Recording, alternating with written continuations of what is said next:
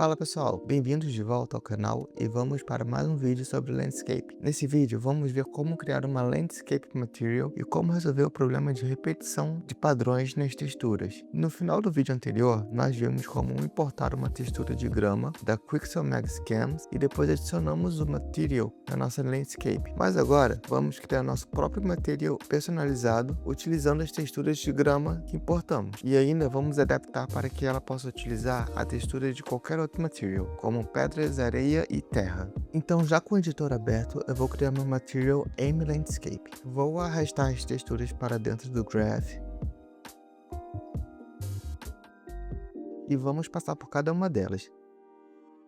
A primeira é a principal, a Base Color. Ela é a cor pura da superfície, sem sombras ou brilhos, definindo a aparência visual básica. Vou colocar o nosso novo material na Landscape e vocês vão ver que até agora não mudou nada. Eu vou aproveitar que eu voltei aqui para criar um Material Instance, para facilitar de testar diferentes valores para as próximas propriedades que vamos ver. Agora, se eu apertar 3 e clicar com o botão esquerdo do mouse, eu vou adicionar um vetor. Um vetor, ele representa 3 valores, né? E no caso aqui, ele vai representar o R, o G e o B. E com isso eu posso escolher uma cor específica. Eu vou converter esse vetor para um parâmetro e vou multiplicar pela textura do Base Color. Com isso, eu consigo pintar minha grama com diversas cores diferentes. Deixa eu só dar uma organizadinha aqui, né? Já vou botar Grass no nome e no grupo. E vou adicionar um comentário também. E vamos lá ver como ficou. Então eu vou ativar aqui a Base Color Tint, que está como padrão a cor preta. E agora nós conseguimos mudar a cor da nossa grama para qualquer cor. E para conseguir voltar para a cor original, é só deixar na cor branca pura, que no RGB é 111, no hexadecimal é FFFFF. E inclusive nós precisamos mudar para branco, né, a cor default lá no nosso parâmetro. Agora a próxima textura é o Normal. Ela é uma textura azulada que simula pequenos detalhes de relevo e profundidade, fazendo a luz reagir a imperfeições que não existem na geometria. Ou seja, ela é uma textura 2D que imita o 3D através de sombras. E para controlar a intensidade desse efeito, a gente precisa isolar os canais R e G e multiplicar por um valor inteiro. Então vamos usar o nó Append em R e G e vamos multiplicar por um número inteiro, que podemos adicionar com mais clique do botão esquerdo do mouse. E já vamos converter esse número para um parâmetro, que vamos chamar de Normal Strength. E por último, juntamos isso com o canal B através de outro append e ligamos o resultado no nosso Normal. Agora vamos testar e vocês vão ver que quanto mais eu aumentar aqui o Normal Strength, mais evidentes vão ficar as sombras. Eu tô colocando um valor bem exagerado só para demonstração. Agora eu vou alterar o horário do dia. E aí vocês vão ver que dependendo da direção do sol, a sombra muda de lugar. Legal, né? Tá, agora vamos para a última textura, que é essa amarelinha, que na verdade são 3 em 1. O ORM segrega em cada canal RG e B uma textura diferente. A primeira é o Ambient Occlusion, que simula a profundidade da sombra, diferente do Normal, que simula a direção da sombra. Já a segunda, a mais interessante dos três, que é a Roughness. Ela dita o quanto uma superfície é fosca ou brilhosa. Quanto mais brilhosa, mais ela tem uma sensação de molhado em alguns casos, sabe? E a última é a Metallic, que, como o próprio nome já deixa claro, dita o quanto o aspecto do material é metálico. Antes da gente continuar, eu vou só organizar rapidinho aqui, adicionando Reroute Nodes para cada uma dessas propriedades que vimos. Tá, o que isso significa? É como se cada Reroute Node desse fossem dispositivos que se conectam por Bluetooth. E dessa forma, a gente consegue evitar que o nosso material se torne um espaguete. E assim a gente consiga liberar mais espaço e não se perca num monte de linha.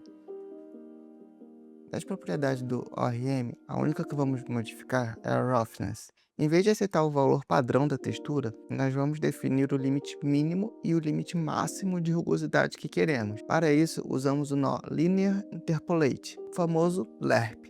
Nele, conectamos os nossos valores de roughness mínimo e máximo nos pinos A e B e usamos a nossa textura como valor do alfa. Assim, a textura decide aonde brilha, mas nós decidimos a intensidade exata desse brilho em cada ponto.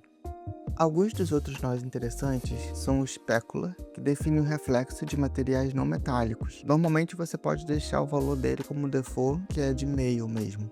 O Emissive Color, que permite a textura emitir luz própria. Ele só vai ser usado em casos muito específicos, mas de qualquer forma, aqui é só multiplicar a textura do Base Color por um número inteiro para definir a intensidade da emissão de luz. E o Displacement, que permite transformar uma textura em um objeto 3D de verdade usando o Nanite. Ele precisa usar uma textura própria, que normalmente é chamada de Height Map, que no Quixel ela só vem se você baixar os assets em uma resolução mais alta. Normalmente é algo pesado e não é muito indicado para performance. É interessante para alguns casos, como para a textura de pedras ou tijolos, por exemplo. Se vocês quiserem, deixem aí nos comentários que eu posso fazer um vídeo só sobre isso.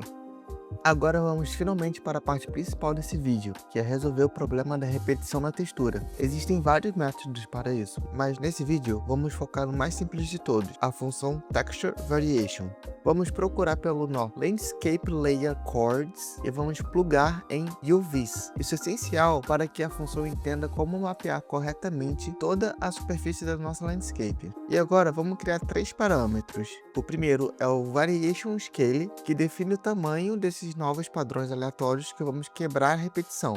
O segundo é o Variation Levels, que define quantos novos padrões aleatórios de repetição nós vamos ter. E por último, vamos criar um Static Bool para Random Rotation and Scale, que é um interruptor para decidirmos se a Unreal deve ou não rotacionar ou redimensionar a textura aleatoriamente em cada novo pedaço, eliminando qualquer rastro de padrão matemático. E agora vamos adicionar um Reroute Node para transmitir o resultado para cada uma das nossas texturas, a Base Color, a Normal e a ORM. E vamos plugar aqui no UV. E é isso, vamos ver como ficou o resultado. Bom, como vocês podem ver, agora a textura da nossa grama ficou bem natural. Ainda podemos observar alguns padrões, mas eles são bem mais sutis e para notar precisamos observar bastante. Mas isso ainda vai ficar mais discreto depois que tivermos mais detalhes no nosso mapa, como grama e árvore, por exemplo. No próximo vídeo, nós vamos ver como adicionar mais texturas, como de pedra, de areia e de terra, por exemplo, na nossa Landscape Material, e ainda como utilizar o modo Landscape Paint para pintar o nosso terreno com essas texturas todas. Então, não deixe de se inscrever no canal para acompanhar, e se esse vídeo te ajudou, não esquece de deixar um like, e qualquer dúvida ou sugestão é só deixar nos comentários também, tá? Até o próximo vídeo.